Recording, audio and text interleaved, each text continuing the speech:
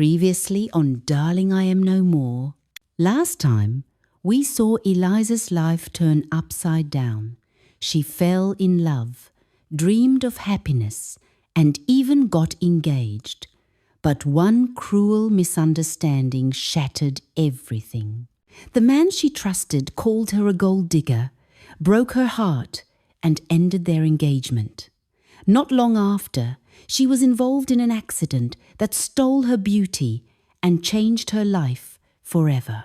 But now, something even more unexpected is about to happen, and this time, it might just change everything. Welcome to Fabulavox, the voice of untold emotions and unforgettable tales. Let the story begin.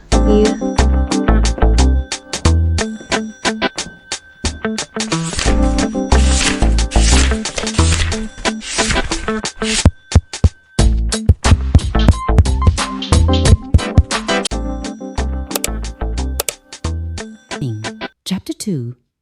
Even it's a dream, I don't care. Eliza heard a voice. Her senses were not yet clear. It was the voice of a car, and people murmuring. What confused Eliza most was, is she alive? But how? Didn't she lose her last breath just now? The feeling was so real that she couldn't deny it. The pain was so clear, her senses slowly began to return. She became conscious at one point and started opening her eyes. When she opened them, what she saw left her confused and shocked for a while. She sat up on her bed and began observing her surroundings. What she saw was a very cute, clean room painted in white and royal blue. The furniture matched the same colours. On the desk were cute little stationery items in different shades. There were books and notebooks neatly arranged on a small bookshelf, pink, blue, purple, and many more colours. On the right side, there was a window through which pleasant sunlight streamed in. The light white chiffon curtains created a beautiful illusion of peace. She lost herself for a moment in that serenity. Then she looked down and saw that she was sitting on a single-person bed.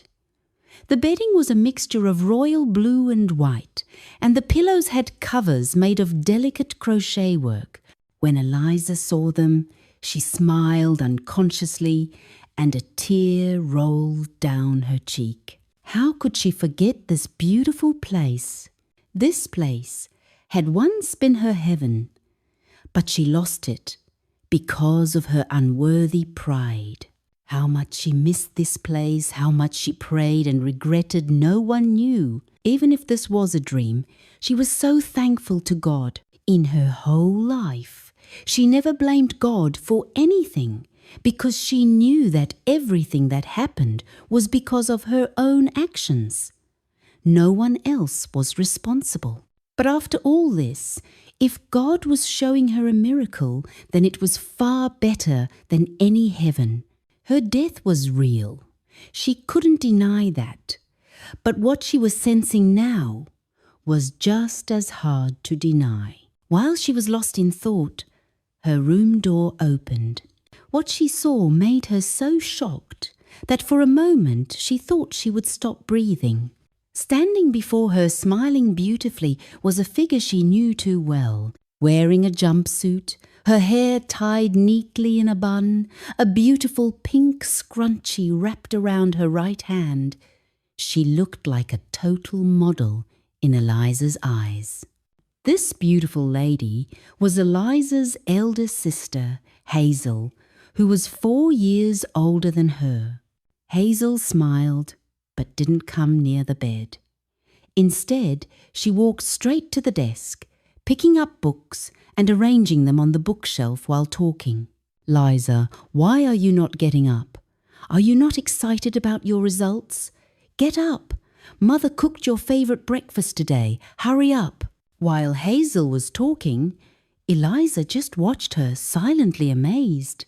Her sister looked so pretty, But she wasn't like this the last time Eliza had seen her alive. That pretty face had lost its light back then.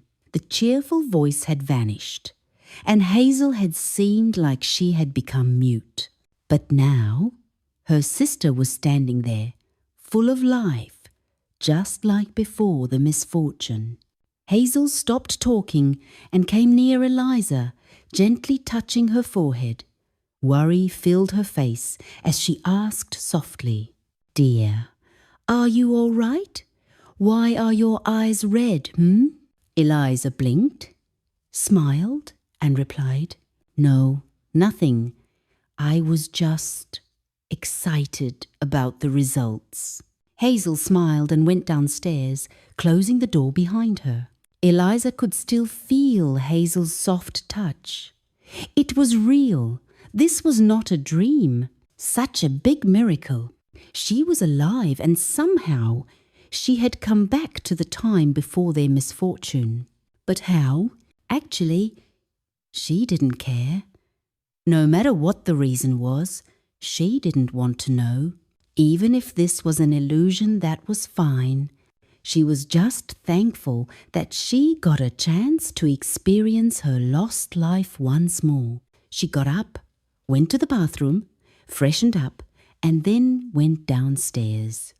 The Wilson family's house was a 2-story home with 6 rooms, 4 upstairs that the family used, and 2 downstairs for guests. The kitchen, dining room, and TV lounge were also downstairs. The house stood near a busy street. There was also an extra room that could be accessed from outside the house. Mrs. Wilson used it as a sewing room where she and Hazel sewed clothes for the neighbours on order. When Eliza went downstairs, she was greeted by her mother and sister's sweet smiles. Eliza took full control of her emotions and acted like nothing unusual was happening. She smiled playfully like a young girl and sat on a chair. Her father and brother were not at home. They had gone out early for work. Eliza playfully said, "Wow, lucky I get a chance to eat the legendary Mrs. Wilson's breakfast. Let me kiss your hands, my lady." Mrs. Wilson smiled and said, "Okay, no more drama. Hurry up and help us in the sewing room." Eliza raised her hand and saluted like an obedient soldier. "Okay, Captain." Hazel laughed as she ate her breakfast, enjoying their playful role play. Her sister Hazel was such an innocent soul, sweet, shy, lovely, and beautiful, but some people had taken her kindness for granted and hurt her deeply. Eliza's eyes darkened. She promised herself if she ever saw those people again, she would make their lives a living hell. Suddenly, Hazel's phone rang, pulling Eliza out of her thoughts. Hazel picked up the call and said, "Yes, dear. Regina, so what's the news?"